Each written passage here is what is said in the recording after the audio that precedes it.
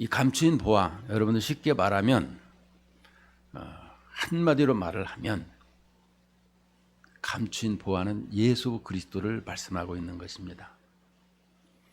이게 무슨 뜻일까라고 하지만 실은 감추인 보화, 예수 그리스도라는 것을 꼭 기억해야 되는 것입니다. 그런데 그 예수 그리스도를 몰랐더라는 것입니다. 누가? 당시의 바리새인, 유대인, 아니 그 제사장, 서기관, 그 많은 사람들이 주님을 몰랐더라는 것입니다. 자, 먼저 감추인 보화, 보석에 대해서 한번 보십시다. 여러분, 세상 사람들은 보석을 참 많이 좋아합니다. 보석을 가공해서 장식품으로 사용하지만 그 희귀성 때문에 자산 증식의 수단으로 많이 사용하고 있죠. 금도 다이아몬드도 많은 것을 볼 수 있습니다. 세계에서 보석을 가장 잘 손질하고 또 보석을 가장 좋아하는 사람들이 유대인입니다. 왜냐? 유대인들은 1세기 때부터 세계를 유랑하는 민족이 되었기 때문입니다.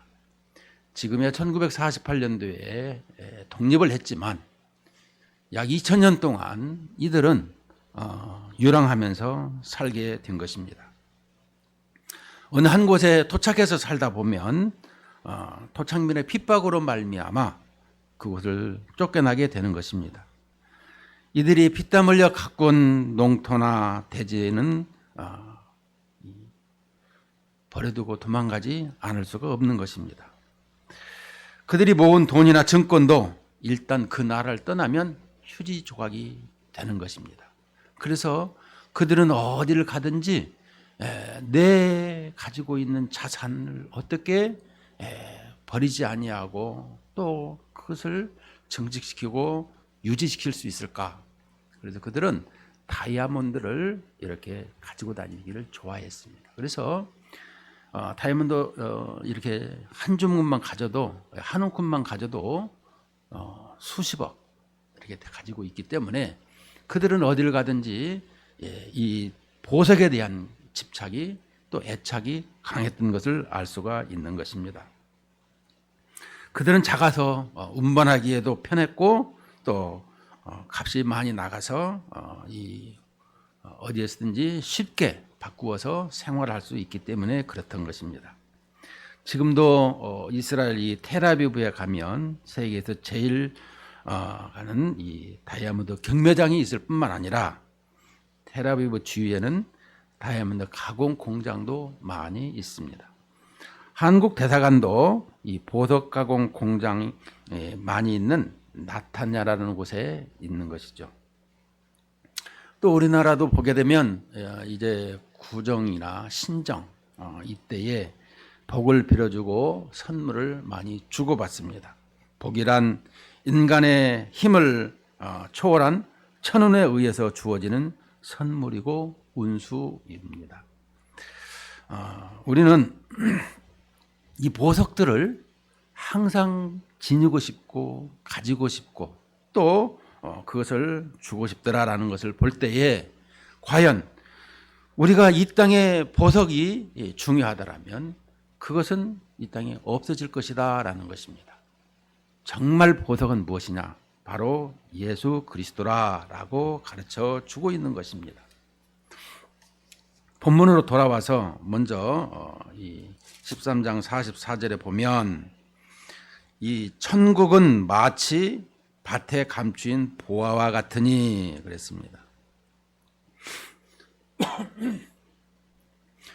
이 히브리 사람들은 이 천국을 이렇게 말하고 있습니다.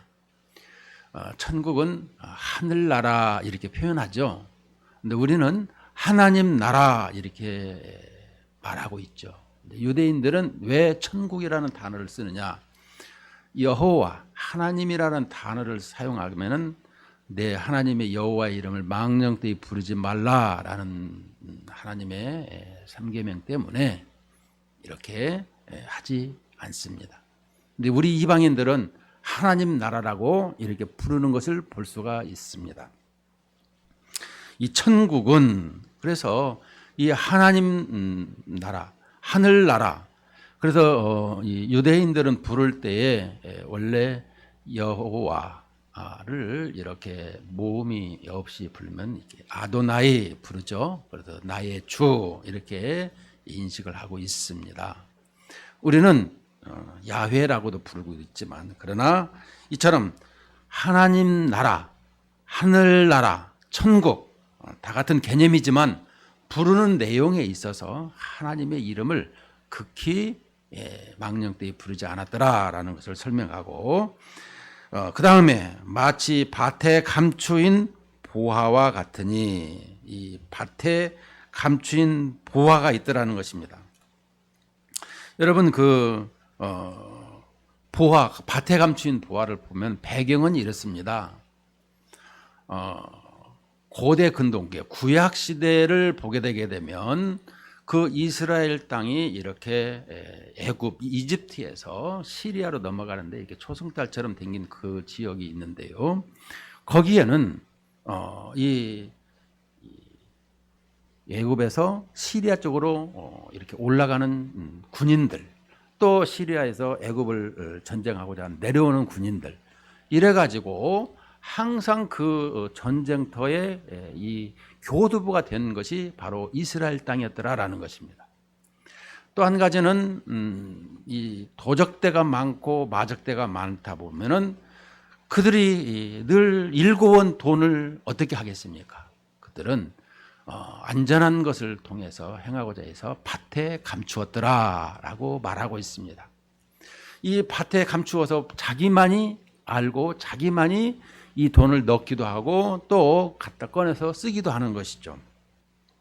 그래서 이렇게 마치 밭에 감추인 보화와 같으니 이게 밭에다가 자신의 돈을 감추었더라라고 설명해 주고 있습니다.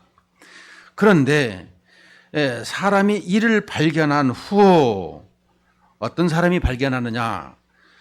우리는 발견하는 것을 볼 때에 집주인이 자기 밭을 가꾸다가 그런 보석을 발견하면은 전부 다 자기 소유입니다. 그러나 품꾼이나 품앗이 한 사람이나 또 내지는 다른 사람이 와서 일을 했던 사람들이 그것을 발견했으면은 그것은 절반은 주인 것이고 절반만 가져가게 되는 것입니다. 자, 그러다 보니까 이 사람이 이 보화 같은데 사람이 이를 발견한 후에 그래서 발견한 후에 보니까 숨겨두고 기뻐하며 이 숨겨두고 그러니까 주인이 아닌 것 같아요. 자기가 이걸 자기만이 알고자 하고 자기만이 이것을 가지고자 하고 자기만이 소유하고자 했더라라는 것입니다. 그렇더라면 주인이 아닌 다른 사람이 와서 그 집에서 그 밭에서 일을 하다가 발견했더라라고 설명해 주고 있는 것입니다. 그리고 숨겨두고 발견한 후 숨겨두고 기뻐했더라라는 것입니다. 여러분 그 보석의 값어치가 무엇인지를 보았던 것입니다. 누가? 이 발견한 사람이. 여러분 그 발견한 것을 이 값어치를 알다면 여러분들은 어떻게 하시겠습니까? 부분적으로 그걸 사겠습니까? 살려고 노력하겠습니까? 전부 다 팔아서 살려고 노력을 하겠습니까? 문제는 이 보석의 가치를 발견한 후 숨겨두고 기뻐하며 돌아가서 자기의 소유를 다 팔아 그 밭을 샀느니라 라고 말하고 있는 것을 볼 때에 오늘을 이 말씀은 예수님께서 친히 말씀을 하신 것입니다. 그것을 기억해야 되는 것입니다. 예수님께서 이 이스라엘 백성들에게 말씀을 하시는데 천국에 대해서 또 보화에 대해서 밭에 대해서 이것을 말씀하시는데 이 전쟁 난리가 많은 이 땅에 이스라엘 땅에 이 보화가 숨겨져 있는 것을 예수 그리스도께서 아신 것입니다.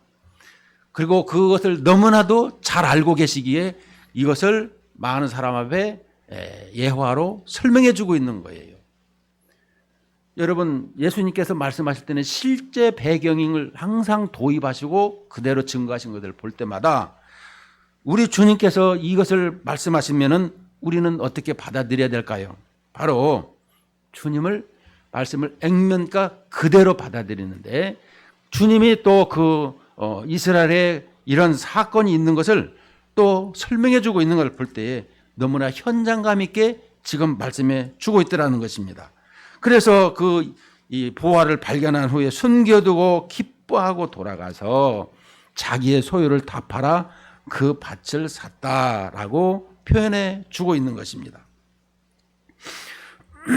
우리는 보화를 얘기할 때에 여러분들 보화를 얘기할 때에 어떻게 생각이 드십니까? 바로 보화는 복음이다라는 것을 우리는 기억해야 되는 것입니다. 성경책 속에 담겨 있고 또 방송에도 또 인쇄물에도 다양하게 이 복음이 전해지고 있지만 아직도 많은 사람에게는 감추어진 상태로 그 가치를 아는 자만이 교회에 나오고 있더라는 것입니다. 보화인 이 하나님의 말씀, 인간의 죄와 타락으로 인해서 감추어져 있더라라고 말씀해 주고 있는 것입니다.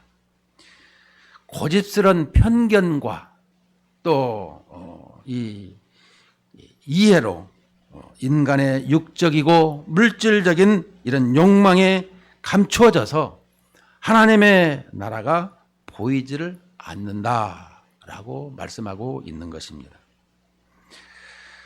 이 때문에 성경을 읽어도 들어오질 않고 마음에 들어오지도 않고 머리에 기억되지도 않고 교회 나와도 다른 생각만 나고 졸리기만 하고 또 설교 내용이 들어오지도 않고 한마디로 들려지지 않는 이런 상태를 말하고 있는 것입니다. 여러분, 왜 복음이 내 귀에 들려오지 않을까요? 그것은 세상의 욕심과 타락에 씌워서 하나님의 말씀이 들려지지 않기 때문이라 이렇게 말씀하고 있습니다. 13장 14절 15절 앞절을 한번 보십시다. 13장 14절 15절 21쪽에 있는데요. 이사야의 예언이 그들에게 이루어졌으니 일러주되 너희가 듣기는 들어도 깨닫지 못할 것이요 보기는 보아도 알지 못하리라. 이 백성들의 마음이 완악하여져서 그 귀는 듣기에 둔하고 눈은 감았으니 이는 눈으로 보고 귀로 듣고 마음으로 깨달아 돌이켜 내게 고침을 받을까 두려워함이라 하였느니라. 16절에 그러나 너희 눈은 봄으로 너희 귀는 들음으로 복이 있도다. 우리 주님이 말씀하고 계십니다. 주님께서 열어주신 영안을 열어주시는 많은 사람에게는 하나님의 나라가 보이지만 완악한 자들에게는 닫혀 있어서 하나님의 나라가 보이지도 않고 들려지지도 않는다. 이렇게 말씀하고 있는 것입니다. 우리가 신학적으로 이 말씀을 표현하면은 역사 안에 감추어져 있고 또 역사적인 사건, 여러분 성경은 우리가 마태복음 1장에서 보면 뭐 족보책이라고 하고 있지만 족보가 아니라 계보라라고 말씀하고 있습니다. 제가도 몇 번씩이나 계보라고 했는데 족보는 혈육을 통해서 나오는 것이 족보지만 계보는 사건을 통해서 예수님이 이 땅에 오셨더라라고 설명해 주고 있기 때문에 계보라 이렇게 말씀하고 있어요. 그래서 주님이 오시는 그 사건 역사적으로 우리에게 보화로 보석으로 복음으로 가르쳐 주었더라라는 것입니다. 그리고 인간의 육체 속에 감추어져 있었더라라고 하고 있습니다. 하나님께서 이 땅에 오시는데 육체의 몸을 입고 오시는 것이 이게 비밀이었더라라고 설명해 주고 있습니다. 육체로 오신 사건이 보화이고 또 우리는 이 매일의 사건 속에서 하나님의 말씀이 숨겨져 있는 것을 또한 알 수가 있고 또 깨달은 자들은, 체험하는 자들은 이렇게 만나는 것을 볼 수가 있는 것입니다. 특별히 요한복음 3장 16절에 보면 하나님이 세상을 이처럼 사랑하사 독생자를 주셨으니 이는 그를 믿는 자마다 멸망치 않고 영생을 얻게 하려 하심이라. 여러분, 이 말씀을 영접한 사람들 마음이 얼마나 뜨거웠습니까? 자기의 그 마음이 뜨거워서 견딜 수가 없었던 그런 삶을 우리는 살고 있는 것입니다. 그런데도 우리는 그렇지 못하는 것은 무엇이겠습니까? 우리는 이것을 한번 생각을 해 봐야 되는 것입니다. 오늘 또 보게 되면 복을 만나는 데에도 두 가지 사건이 있는 것을 볼 수 있습니다. 먼저 46절에 보게 되게 되면 극히 값진 진주 하나를 발견하매 가서 자기의 소유를 다 팔아 그 진주를 샀느니라. 그러니까 여기 보게 되면 진주 찾듯이 찾아가는 신앙, 찾아가는 사람을 설명해 주고 있습니다. 복음을 만나는 데 있어서 어떤 사람은 불교를 찾아가고 어떤 사람은 유교를 찾아가고 이것저것으로 관심을 가지며 찾다가 예수님을 만난 사람이다, 이렇게 표현할 수가 있습니다. 그러니까 복음을 만나는 데에도 갈망이 많고, 그래서 아마 교회에 오는 사람도 저 절에도 가보고 또 조상의 신을 섬겨도 보고, 그러다가 예수님께서 아니다 하고 복음을 확신을 주시니까 믿었더라라고 설명해 주고 있는 것입니다. 또 한 가지는 오늘 본문의 사람처럼 우연히 이렇게 보화를 만난 사람이다라고 할 수 있죠. 그런데 우연이라는 게 있을까요? 이 세상에는 우연이라는 없는 것입니다. 하나님의 섭리 가운데 단 한 가지 내가 의식이 없고 의도하지 않았음에도 하나님의 보화를 만났더라, 이것을 설명해 주고 있는 것입니다. 우리는 이 발견된 보화를 한번 생각해 볼 때 우리가 신학적으로 이 숨겨졌더라라는 것을 한번 생각을 해봐야 되는 것입니다. 왜 숨겨졌느냐? 많은 사람들이 이 숨겨진 것에 대해서 모르는 것을 우리는 알 수가 있습니다. 에베소서 3장 9절에 보면 영원부터 만물을 창조하신 하나님 속에 감추어졌던 비밀의 경륜이 어떠한 것을 드러나게 하려 하심이라. 고린도전서 2장 7절에도 오직 은밀한 가운데 있는 하나님의 지혜를 말하는 것으로서 곧 감추어졌던 것인데 하나님의 우리의 영광을 위하여 만세전에 미리 정하신 것이라. 이거는 이것을 볼 때 감추어졌던 비밀, 또 감추어진 보화, 이것을 우리가 예수님의 육체로 오신 것을 설명하셨다라고 했어요. 좀 더 나아가게 되면 예수님께서 이 땅에 오신 목적은 우리의 죄를 이렇게 대신해서 오셨더라라는 것이 있죠. 그러나 우리의 죄를 대신한 것이 먼저가 아니라 하나님의 공의에 만족하게 하시기 위함의 첫 번째인 것입니다. 왜냐 그러면 메시아를 보내시는 약속도 하나님의 사랑에서 나온 것이기에 그 모든 것은 하나님이 우선이 된다라는 것입니다. 모든 우리의 신앙과 우리의 모든 것이 우선이 되는 것이 바로 하나님 우선순위가 되어야 된다는 것입니다. 그런데 오늘 또 죄송합니다. 오늘 또 여기서 보게 되면 이 감추어졌던 비밀이 육체로 오셔서 마가복음 10장 45절처럼 십자가에 죽으시고 이렇게 부활하신 사건입니다. 그것을 사탄도 몰랐던 것이죠. 하나님의 감추어졌던 비밀을 몰랐던 것입니다. 그래서 예수님의 하나님의 아들이 이 땅에 오시면 죽여버리면 이 세상은 내 것이다. 사탄은 그렇게 생각하고 예수님을 십자가에 죽이도록 이렇게 서기관과 대제사장들을 아주 선동을 했던 것이죠. 누가? 마귀가 한 것이죠. 사탄 마귀가. 그래서 결국은 십자가에 달려 죽으셨지만 하나님께서 3일 만에 부활을 하게 하시고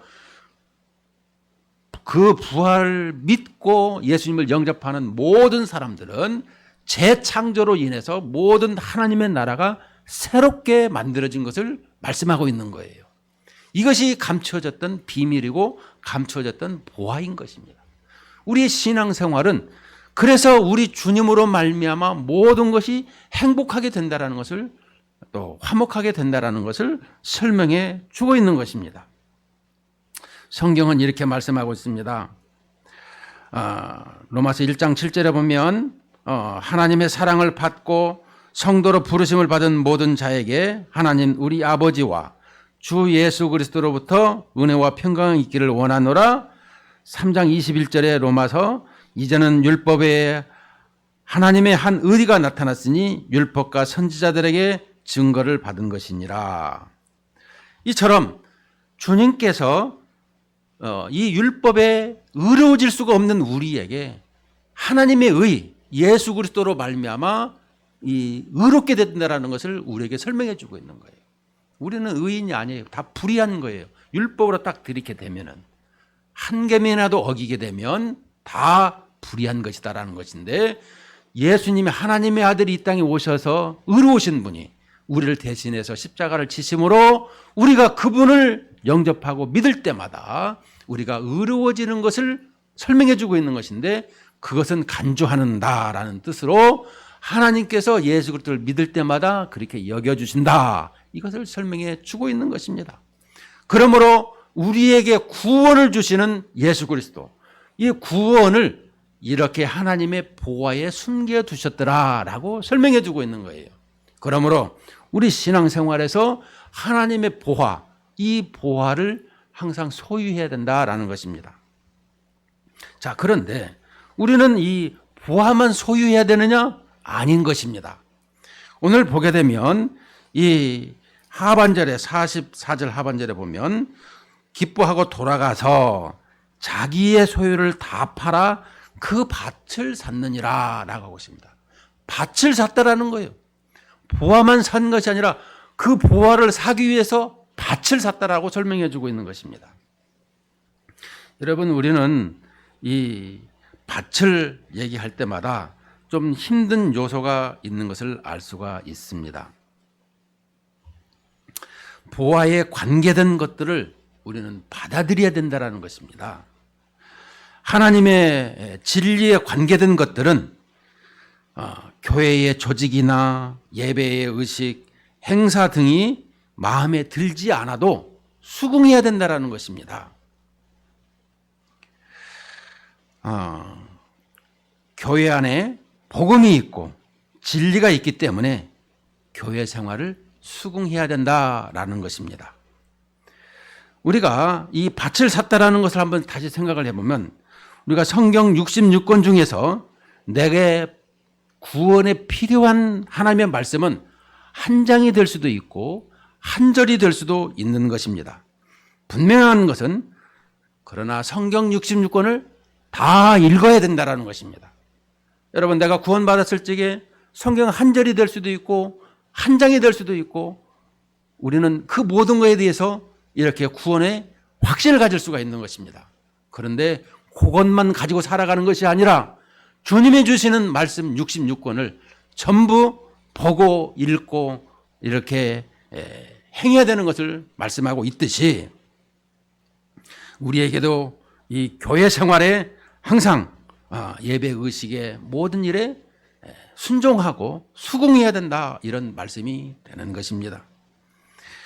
우리는 이런 부분에 좀 앞서간 믿음의 사람들은 또 어떻게 했는가라는 것을 보면 빌립보서 3장 7절에 보면 사도 바울은 이렇게 말하고 있습니다.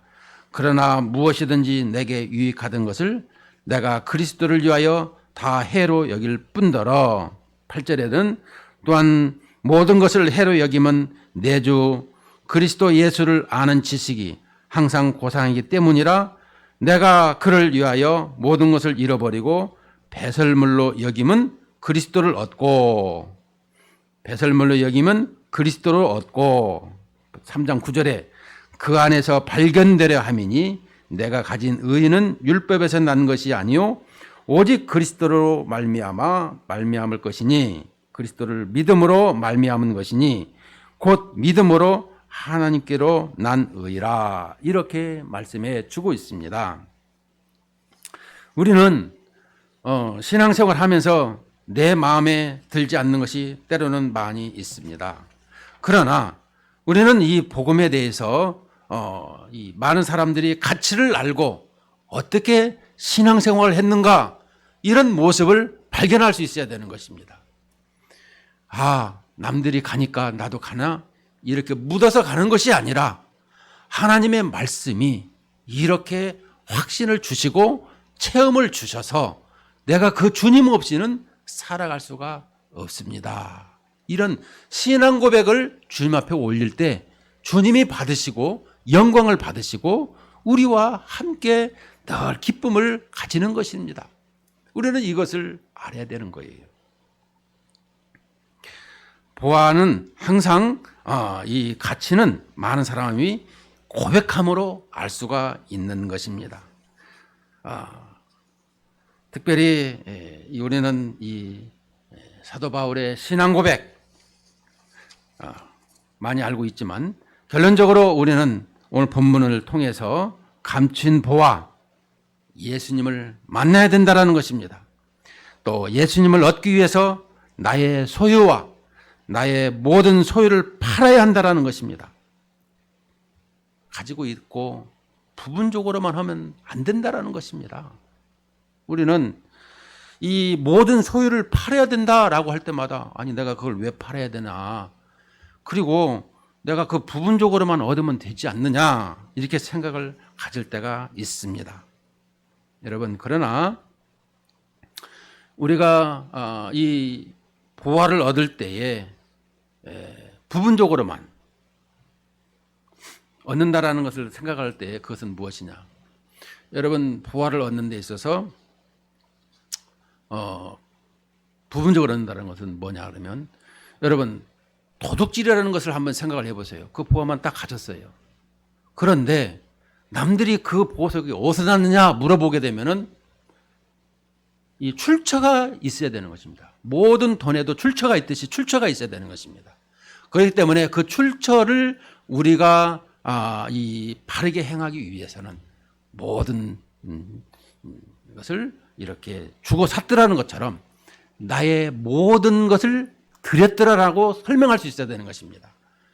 내가 교회에 나와서 신앙생활을 했고 헌금 생활을 했고 또 나가서 전도 생활을 했으며 많은 사람들에게 복음을 가르쳤더라는 것을 말할 수 있어야 되는 것입니다. 이것이 우리에게 주어지는 거예요. 우리는 내가 필요한 것만 가지면 되지. 그러나 그 모든 것은 절차가 있고 그 모든 것은 순서가 있고 그 모든 것을 이렇게 행하는 데 있어서 가질 수 있어야 된다라는 것입니다. 그것만 달랑 가지면 안 된다라고 설명해 주고 있는 것입니다. 우리는 오늘 이 숨겨진 거에 대해서 이 말씀을 상고해 봤습니다. 창세부터 감춰진 것, 우리 주님이 이 땅에 오셔서 이 땅의 것도 믿지 않는데 하물며 보이지 아니하는 하늘의 것을 말하는들 너희들이 믿겠느냐 이렇게 말씀하신 것을 우리는 알 수 있습니다. 그러나 우리 주님께서 말씀하신 것이 성경에 나와 있고 내가 그 주님을 모든 것을 그대로 믿기에 하나님 감사합니다. 이것을 믿게 하신 이는 하나님이시고 또 성령님이시고 또 나에게 있어서 이렇게 생활하도록 인도하시는 분은 하나님이시다라는 것을 고백할 수 있는 것입니다. 오늘 또 우리가 이 교동문을 암송할 때에 우리가 서로 교독할 때에 뭐 했습니까? 우리 삶의 들의 백합화도 하나님이 먹이고 입히시고 우리의 모든 것은 항상 그의 나라와 의를 구하라 이렇게 말씀하신 것을 우리는 기억해야 되는 것입니다. 항상 하나님께서 나를 주장하시고 나를 이끄시고 나의 모든 것을 보살피신다는 걸 기억해야 되는 것입니다. 우리는 주님 앞에 나와 예배를 드리면서도 나의 필요한 것만 주세요 할 때는 아직도 내 신앙이 유아적인 신앙이구나라는 것을 한 번쯤 생각한다면 이제는 성장을 해야 되는 것입니다. 자녀가 낳으면 우리 육신들도 낳으면 육체도 커지고 정신도 커지고 마음도 커지는 듯이 신앙생활도 예수를 믿게 되면은 더욱더 신앙이 자라고 영혼이 더욱더 건강해지고 이런 모습이 되어야 되는 것입니다. 오늘 보화가 무엇입니까? 이 세상의 금은 보화 보석은 다 없어질 것이다. 불에 타서 없어질 것이다 라고 성경은 말씀하고 있습니다. 그러나 우리에게 있어서 영원히 변하지 아니하고 없어지지 아니하는 영원한 보화, 보석을 우리는 소유했다라는 것을 기억하고 그 주님과의 관계성이 항상 더 친밀감을 가져야 된다라고 말씀하고 있는 것입니다.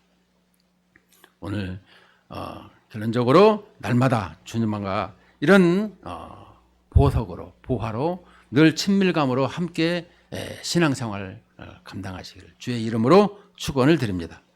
하나님 아버지 감사합니다. 저희들에게 복음이 바로 이 보화라는 것을 또 알게 되고 보화가 복음인 것을 알게 되었습니다.